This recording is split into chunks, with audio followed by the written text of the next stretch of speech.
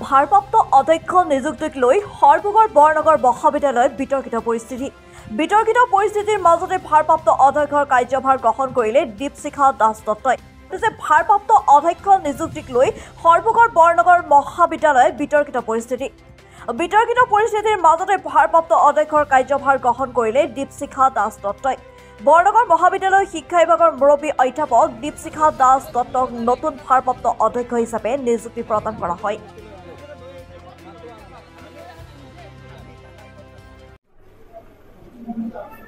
আজি আপুনি বৰনগৰ মহাবিদ্যালয়ৰ ভাৰপ্ৰাপ্ত অধ্যক্ষ হিচাপে কি ক'ব? মই আজি এই কলেজত ভাৰপ্ৰাপ্ত অধ্যক্ষ হিচাপে চাৰ্জ ল'লোঁ।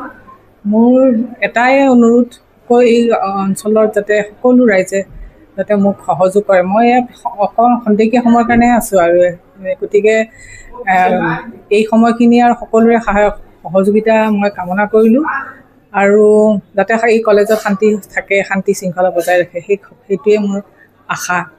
এইখিনিয়ে মোক ক'বলৈ। কিমান দিনৰ কাৰণে আপোনাক চাৰ্জ দিয়া হৈছে? এতিয়া বৰ্তমান মোৰ এনেই তেওঁলোকে তেনেকৈ 3 মাহৰ কৰি থাকে, এনেকৈ তাৰপিছত 3 মাহ এক্সটেনশ্যন হয়, গতিকে সেই ধৰণে কামটো হৈছে।